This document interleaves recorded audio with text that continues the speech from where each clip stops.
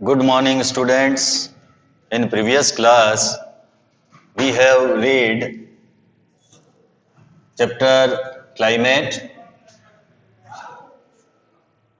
जिसमें हमने मानसून के बारे में पढ़ा था। आज की क्लास में हमारे टॉपिक है द सीजन्स। इंडिया में जो सीजन्स पाए जाते हैं, जो ऋतुएं होती है, उनके बारे में डिस्कस करेंगे। जिसमें हमारी जो फर्स्ट जो सीजन है द कोल्ड वेदर सीजन, जिसको हम विंटर बोलते हैं, शीत ऋतु के बारे में हम डिस्कस करेंगे। और next the hot weather season, जिसे हम समर सीजन कहते हैं, इसके बारे में भी हम डिस्कस करेंगे। तो सबसे पहले हम सीजन्स क्या है वो देखते हैं, सीजन्स के ऊपर डिस्कस करते हैं। द सीजन्स, ऋतुएं। हमारे इंडिया में कितने प्रकार की ऋतुएं पाई जाती है, ऋतुएं क्या होती है, उसके ऊपर हम डिस्कस करते हैं। The monsoon types of climate is characterised by a distinct seasonal patterns. तो मानसूनी जलवायु की विशेषता एक डिस्टिंक्ट सीजनल पैटर्न्स होता है। मानसूनी जलवायु की विशेषता यह है कि यह एक विशिष्ट मौसमी प्रतिरूप होता है, एक सीजनल पैटर्न्स होता है।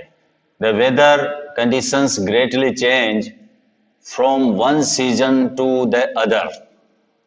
एक सीजन से दूसरे सीजन में जो वेदर कंडीशन है वो बहुत अधिक परिवर्तित होती है, उसमें बहुत अधिक परिवर्तन होता है। These changes are particularly noticeable in the interior part of the country.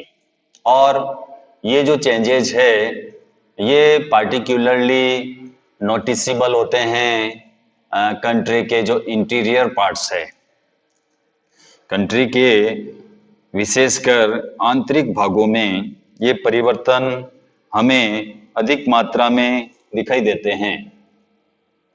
The coastal areas do not experience much variation in temperature.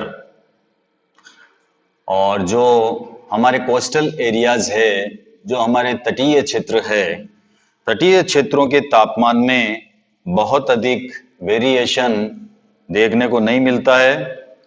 हालांकि वहां पर there is variation in rainfall pattern, लेकिन वहां पर वर्षा के प्रारूप में यानी रेनफॉल पैटर्न में हमको वेरिएशन देखने को मिलता है। यानी कोस्टल एरियाज में टेम्परेचर में ज़्यादा वेरिएशन नहीं होता है, लेकिन रेनफॉल पैटर्न में वहां पर भी वेरिएशन देखने को मिलता है। How many seasons are experienced in your place. तो आप अपने क्षेत्र में कितने प्रकार की सीजन का अनुभव करते हो, कितने प्रकार की ऋतुओं का आप अनुभव करते हो। तो 4 main season can be identified in India. तो इंडिया में मुख्यतः 4 प्रकार की ऋतुओं को हम आइडेंटिफाई कर सकते हैं।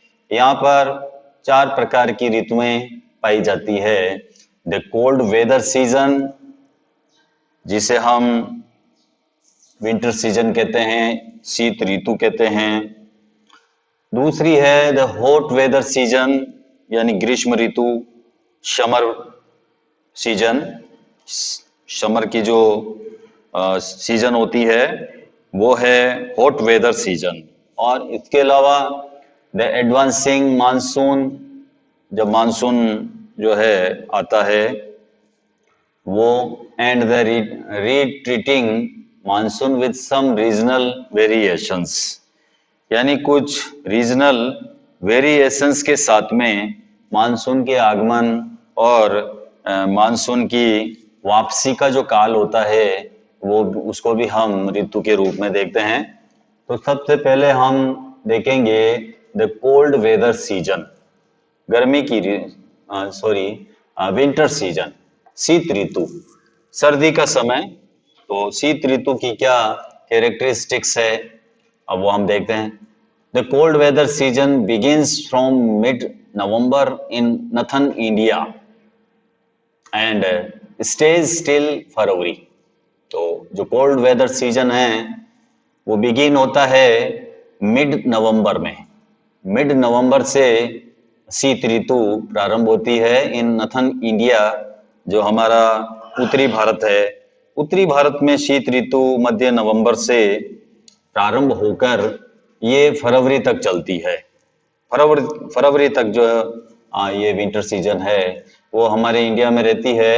December and January are the coldest month in the northern part of India. India के जो नॉर्थन पार्ट है वहाँ पर दिसंबर और जनवरी में जो सबसे ज़्यादा ठंड रहती है। सबसे ज़्यादा ठंडे महीने होते हैं December and January are the coldest month. ये सबसे कोल्डेस्ट मंथ रहते हैं in the northern part of India. India के जो नॉर्थन पार्ट है, जो उत्तरी भाग है, वहाँ पर दिसंबर और जनवरी सबसे कोल्डेस्ट मंथ रहते हैं। The temperature decreases from south to the north. जैसे जैसे हम साउथ से नॉर्थ की तरफ बढ़ते हैं तो टेम्परेचर जो है वो डिक्रीज होता जाता है, घटता जाता है। The average temperature of Chennai on the eastern coast is between 24 degree to 25 degree Celsius. तो जो एवरेज टेम्परेचर है चेन्नई का, ईस्टर्न कोस्ट का, चेन्नई का जो ईस्टर्न कोस्ट है, जो पूर्वी तट है, वहां का जो एवरेज टेम्परेचर है वो 24 डिग्री से 25 डिग्री सेल्सियस के बीच में रहता है। While in the northern plains, जो नॉर्थन प्लेन्स है, जो उत्तरी मैदान है, उत्तरी मैदान का जो तापमान रहता है वो रहता है, it ranges between 10 degree Celsius and 15 degree Celsius. हमारे जो उत्तरी मैदान हैं, उत्तरी मैदानों का जो तापमान रहता है वो 10 डिग्री सेल्सियस और 15 डिग्री सेल्सियस रहता है। Days are warm and nights are cold.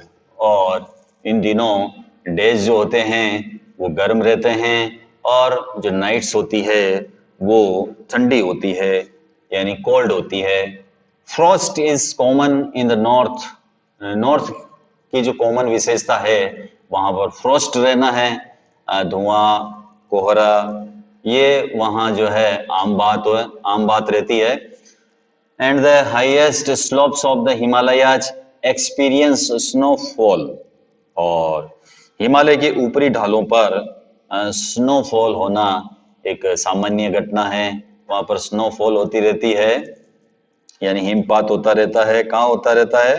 Himalayas के जो स्लोप्स है, हिमालय के जो ढाल है, वहां पर स्नोफॉल होता है। और जो इंडिया का जो नॉर्थ साइड है, जो नॉर्थ पार्ट है, वहां पर फ्रॉस्ट रहना एक कॉमन बात है।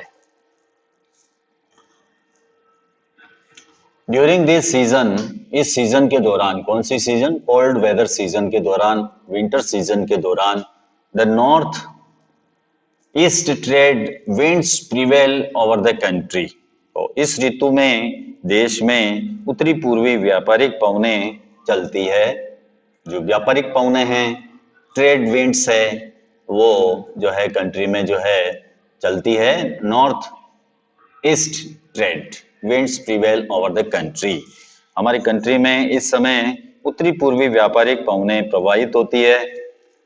The blow from land to sea. ये जो ब्लो होती है ये लैंड से सी की ओर ब्लो होती है, यानी कि स्थल से समुद्र की ओर ये प्रवाहित होती है। इस समय जो हवाएं चलती है, ट्रेड विंड्स, वो किधर से किधर की ओर चलती है? लैंड टू सी, यानी स्थल से जल की ओर, स्थल से समुद्र की ओर ये हवाएं बहती है। And hence for most part of the country it is a dry season. ये स्थल से समुद्र की ओर बहती है, इसलिए देश के अधिकतर भाग में मौसम जो होता है वो ड्राई सीजन होता है। शुष्क सीजन होता है, सूखा रहता है। क्यों क्यों रहता है? इसका रीजन है कि जो ट्रेड विंड्स है वो ब्लो होती है फ्रॉम लैंड टू सी, यानी जो हवाएं चलती है वो स्थल भाग से समुद्र की ओर बहती है, इसलिए most part of the country it is dry season. इसलिए हमारे देश के अधिकांश भाग में ड्राई सीजन रहता है। Some amount of rainfall occurs on the Tamil Nadu coast from these winds। तो ये जो winds है जो स्थल से समुद्र की ओर बहती है, ये तमिलनाडु के तट पर कुछ मात्रा में वर्षा करती है। जो लैंड जो विंड्स बहती है, इन विंड्स के कारण जो तमिलनाडु का जो कोस्टल एरिया है वहां पर थोड़ी बहुत मात्रा में वर्षा होती है फ्रॉम दीज विंड्स, इन विंड्स के कारण। At the blow from sea to land, क्योंकि यहाँ पर ये पवने समुद्र से स्थल की ओर बहती है। ऊपर जो हमने पढ़ा था वो जो विंड्स है वो लैंड टू सी बहती है, लेकिन तमिलनाडु का जो कोस्टल एरियाज है, तमिलनाडु में ये जो विंड्स है ये winds blow from sea to land, ये समुद्र से स्थल की ओर बहती है। इसी कारण तमिलनाडु का जो कोस्टल एरिया है वहां पर रेनफॉल होती है। In the Nathan part of the country, country का जो नथन पार्ट है, जो उत्तरी भाग है, feeble high pressure region develops, वहां पर कमजोर उच्च दाब का क्षेत्र बन जाता है। जो प्रेशर होता है विंड का वो कमजोर हो जाता है, फीबल हो जाता है। With light winds moving outwards from this area, और हल्की पवनें इस क्षेत्र में जो है प्रवाहित होती है। इन्फ्लुएंस्ड बाय द रिलीफ, ऊंचावच से प्रभावित होकर, जो रिलीफ है उससे इन्फ्लुएंस होकर these winds blow through the Ganga valley from the west, इस रिलीफ से इन्फ्लुएंस होकर ये विंड्स पश्चिम और उत्तर पश्चिम से गंगा घाटी में बहती है। किधर से किधर की ओर बहती है? ये जो विंड्स है ये विंड्स पश्चिम, उत्तर और पश्चिम से गंगा घाटी की ओर जो है ये जो विंड्स है वो ब्लो होती है। The weather is normally marked by clear sky, और सामान्यतः इस मौसम में आसमान जो होता है वो बिल्कुल साफ क्लियर होता है।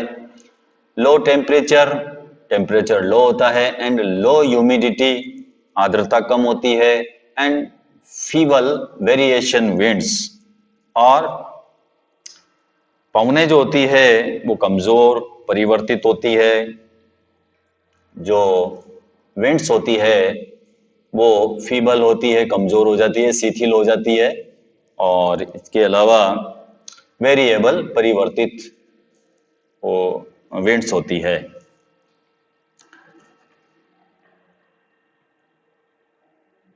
A characteristic feature of the cold weather season over the northern plains is the inflow of cyclonic disturbances from the west and the northwest।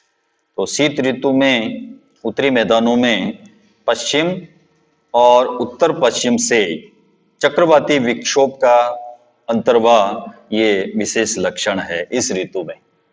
जो कैरेक्टरिस्टिक्स फीचर्स है कोल्ड वेदर की वो क्या है? वो है कि जो नथन प्लेन्स है is the inflow of cyclonic disturbances from the west and the north west. तो यहाँ का जो विशेष लक्षण है, इस ऋतु का जो विशेष लक्षण है वो उत्तरी मैदानों में पश्चिम और उत्तर पश्चिम से जो साइक्लोनिक डिस्टर्बेंसेस है, चक्रवाती विक्षोभ है, उसका अंतर्वाह। ये जो साइक्लोनिक डिस्टर्बेंस है वो यहाँ आते रहते हैं, तो ये इसकी कैरेक्टरिस्टिक्स फीचर्स है। दीज लो प्रेशर सिस्टम्स, ये कम दाब की जो प्रणाली है, ये लो प्रेशर सिस्टम्स है, originate over the Mediterranean Sea and western Asia and move into India.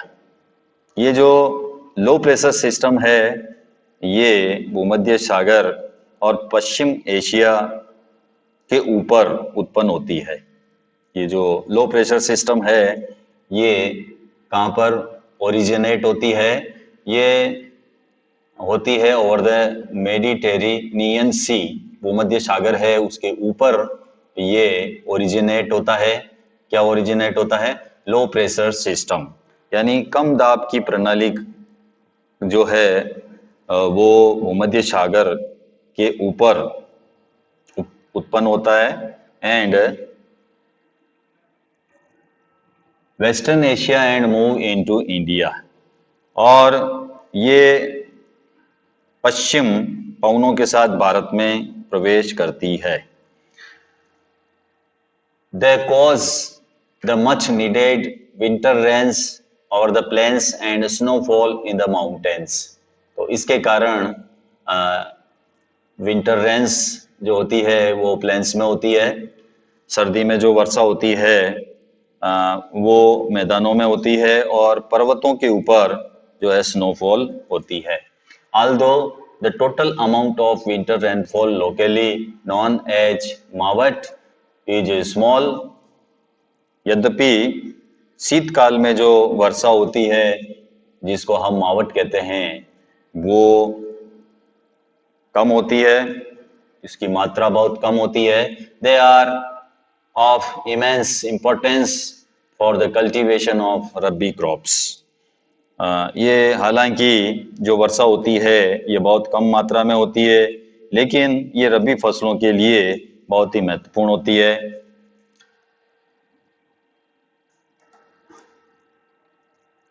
The peninsular regions does not have a well-defined cold season।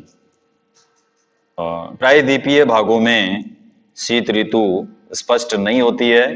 जो पेनिनसुलर रीजन्स है वहाँ पर जो कोल्ड सीजन है, जो कोल्ड वेदर सीजन्स है वो डिफाइन जो है नहीं होती है। There is hardly any noticeable seasonal change in temperature patterns during winters due to the moderating influence of the sea। समुद्री पवनों के प्रभाव के कारण शीत ऋतु में भी या टेम्परेचर के प्रारूप में जो है परिवर्तन नहीं के बराबर होता है। ये तो थी कोल्ड वेदर सीजन। नेक्स्ट है हमारा topic the hot weather season, जिसको हम समर कहते हैं, ग्रीष्म ऋतु कहते हैं, गर्मी की ऋतु कहते हैं। तो गर्मी की ऋतु के बारे में हम देखते हैं। गर्मी की ऋतु किस प्रकार होती है हमारे इंडिया में? Due to the apparent northward movement of the sun, तो सन के उत्तर आभासी गति के कारण, एपरेंट मूवमेंट के कारण the global heat belt shifts northwards. तो इस सन की मूवमेंट के कारण जो ग्लोबल हीट बेल्ट है वो नॉर्थ वर्ल्ड में शिफ्ट हो जाती है, यानी जो ये भूमंडलीय ताप पट्टी है ये उत्तर की ओर खिसक जाती है, नॉर्थ वर्ल्ड की तरफ शिफ्ट हो जाती है। As such from March to May it is hot weather season. और मार्च से मई तक भारत में जो है वो गर्मी की ऋतु होती है।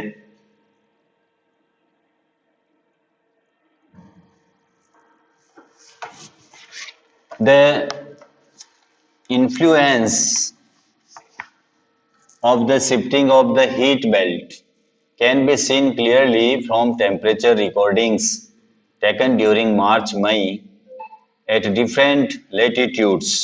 जो ये ताप पट्टी है, ताप पट्टी के शिफ्टिंग के कारण जो ताप पट्टी है उसके स्थानांतरण के प्रभाव का पता विभिन्न अक्षांशों पर मार्च से मई के दौरान रिकॉर्ड किए गए टेम्परेचर को देखकर लगाया जा सकता है। The influence of the shifting of the heat belt, heat belt की जो शिफ्टिंग होती है उसका जो इन्फ्लुएंस है वो हम देख सकते हैं clearly from temperature recordings. Temperature को रिकॉर्ड करके हम इस पट्टी का अध्ययन कर सकते हैं, इस हीट बेल्ट का अध्ययन कर सकते हैं। Taken during March to May at different latitudes. जो डिफरेंट लेटीट्यूड्स है उनके ऊपर हम इसको रिकॉर्ड करके हम इसका अध्ययन कर सकते हैं।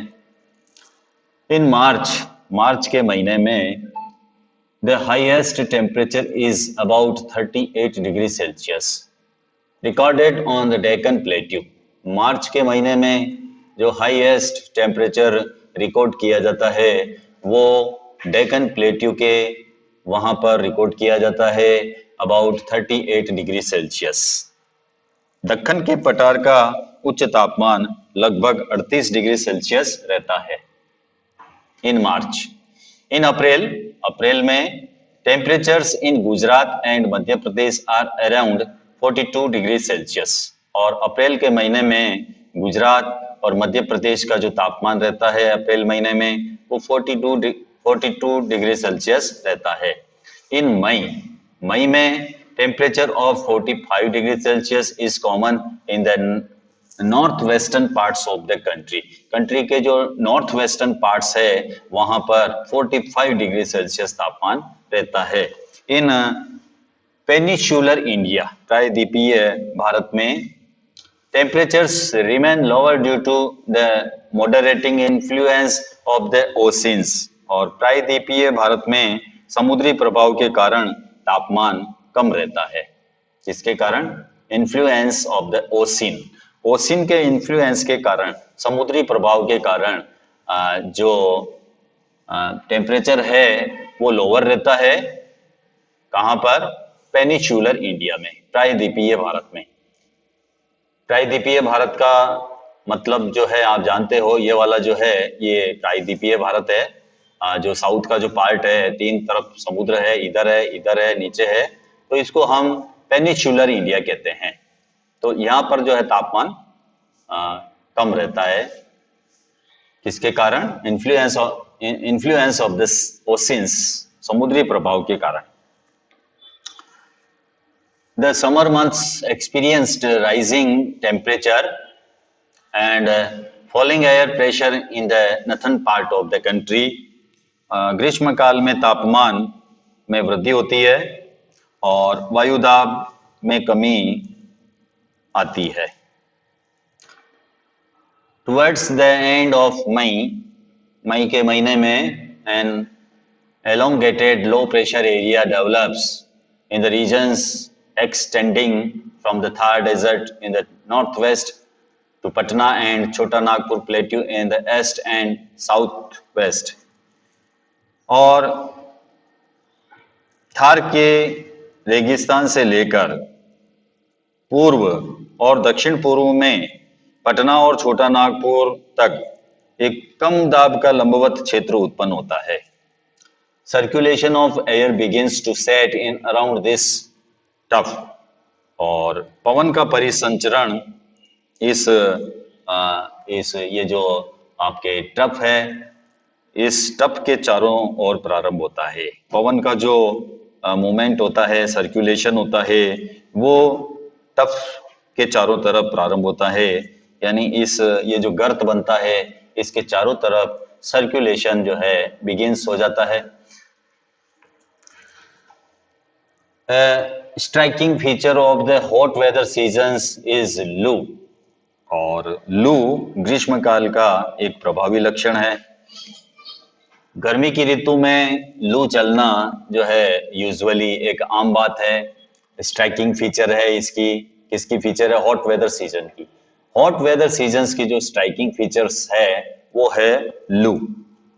These are strong, gusty, hot, dry winds blowing during the day over the north and north western India. ये जो लू चलती है, ये लू कैसी होती है? ये स्ट्रॉन्ग होती है, गस्टी होती है, गस्टी मतलब धूल भरी, और हॉट होती है, गर्म होती है, ड्राई होती है, शुष्क होती है। ये स्ट्रॉन्ग होती है, धूल भरी होती है, गर्म होती है, शुष्क होती है, और ब्लोइंग ड्यूरिंग द डे, और ये दिन के समय जो है ब्लोविंग होती है, दिन के समय चलती है, किधर चलती है, over the north and north western India, ये उत्तर से उत्तरी पश्चिमी क्षेत्रों में चलती है। समटाइम्स, कभी कभी they even continue until late in the evening, और कभी कभी ये देर शाम तक भी चलती रहती है गर्मी के दिनों में। Direct exposure to these winds may even prove to be fatal। इस हवा का सीधा प्रभाव जो है वो बहुत घातक होता है। Direct exposure to these winds may even prove to be fatal। Dust storms are very common during the month of May in Northern India। Nathan India में मई के महीने में डस्ट स्टॉर्म्स आना बहुत ही कॉमन है। ये एक कॉमन बात है कि उत्तरी भारत में मई के महीने के दौरान धूल भरी आंधियां चलती है, आंधियां आती रहती है। तो ये एक कॉमन बात है। Dust storms are very common during the month of May in northern India. Northern India में मंथ ऑफ मई में जो डस्ट स्टॉर्म्स है वो वेरी कॉमन चीज है। These storms bring temporary reliefs as they lower the temperature and may bring light rain and cool breeze. ये आंधियां क्या करती है? ये आंधियां अस्थायी रूप से हमको रिलीफ पहुंचाती है, आराम पहुंचाती है, क्योंकि ये तापमान को कम कर देती है। These storms bring temporary relief। इससे हमको टेम्परेरी रिलीफ मिलता है as they lower the temperature, ये टेम्परेचर को लो करती है। And may bring light rain, और कभी कभी ये आंधियां हल्की वर्षा भी लाती है। एंड कूल ब्रीज, और जो है मौसम जो है वो ठंडा हो जाता है। This is also the season for localized thunderstorms, और कभी कभी तेज हवाओं के साथ गर्जन वाली जो है वो थंडर स्टॉर्म्स भी आते हैं, एसोसिएटेड विद वायोलेंट विंड्स, और इसके साथ हिमवृष्टि भी होती है।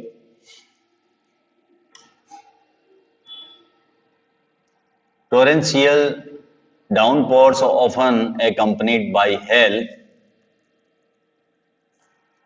in West Bengal। These storms are known as the काल बैसाखी। तो वैसाख के महीने में पश्चिम बंगाल में इसे काल बैसाखी भी कहा जाता है। जो थंडर स्टॉर्म्स आते हैं उनको काल बैसाखी के नाम से भी पुकारा जाता है। Towards the close of the summer season, ग्रीष्म ऋतु के अंत में, pre monsoon showers are common especially in Kerala and Karnataka. Karnataka और केरल में पूर्व मानसूनी वर्षा भी होती है। The help in the early ripening of mangoes, इसके कारण जो मैंगोज है वो जल्दी पक जाते हैं, राइपनिंग हो जाती है। And are open referred to a mango showers, और इसे आम वर्षा भी कहते हैं, क्योंकि इस वर्षा के कारण जो है आम पकने में हेल्प मिलती है। इस कारण इसको मैंगो शॉवर्स कहा जाता है, यानी आम्र वर्षा भी इसको कहते हैं।